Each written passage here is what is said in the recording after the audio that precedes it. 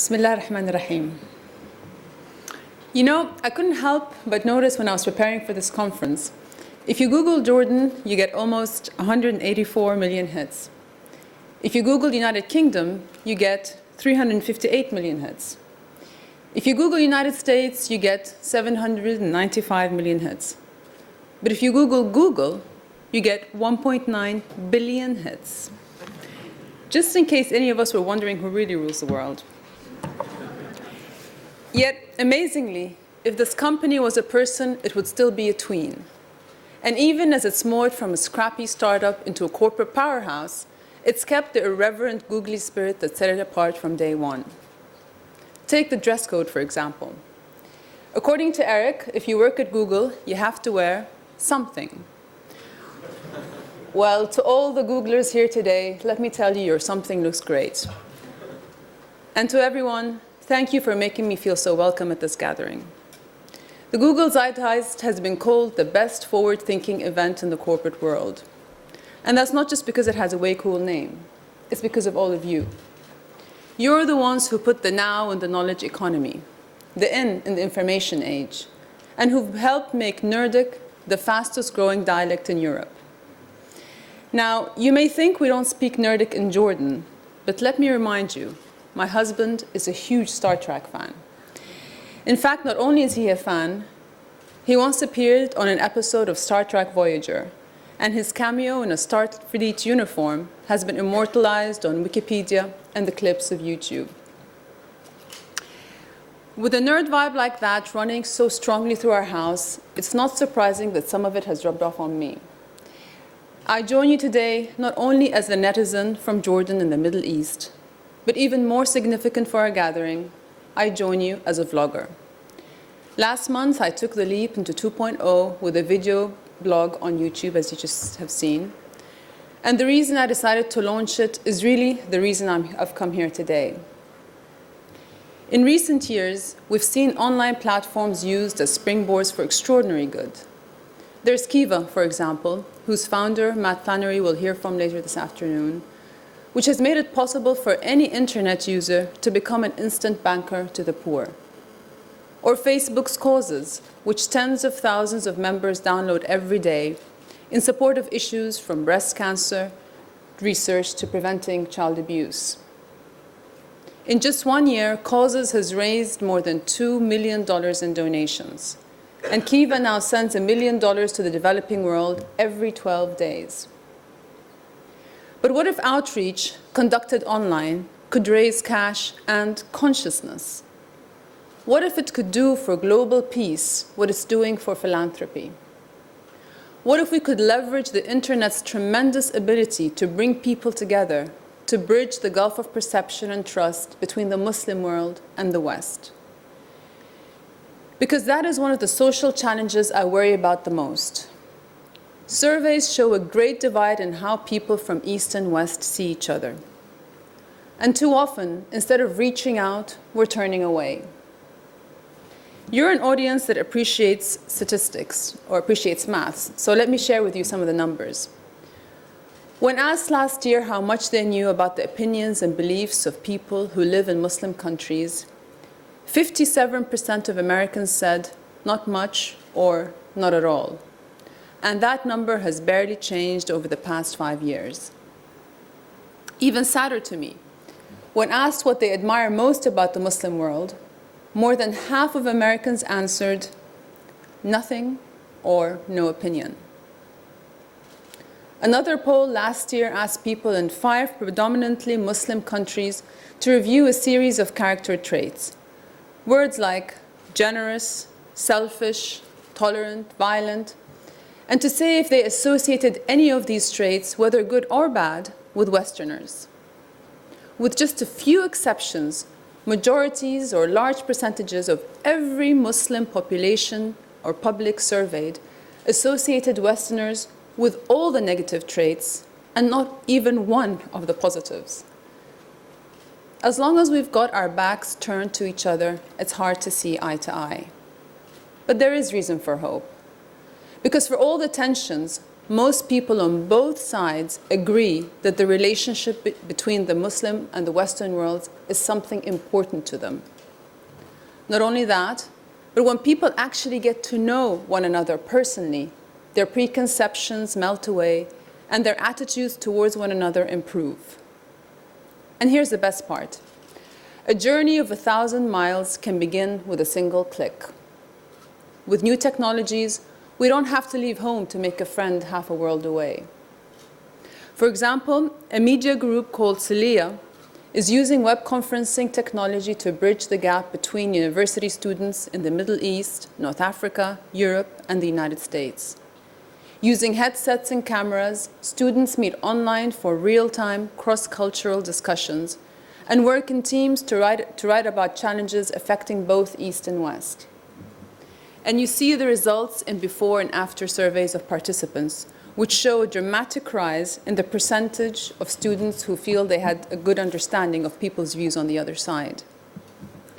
Even more significantly, when asked if they felt they had a lot in common with their counterparts, the percentage of students who strongly agreed rose from less than half to more than 70% for Middle Eastern students, and surged to almost 80% for their European and American peers.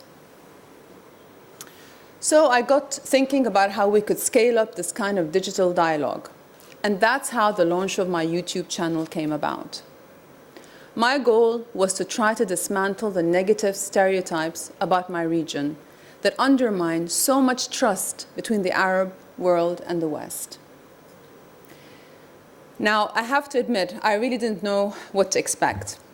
But as the hits started rolling in, 1,000, 10,000, 100,000, and then 1 million, even my kids, who can be really tough critics, started cheering, "Mama's gone viral."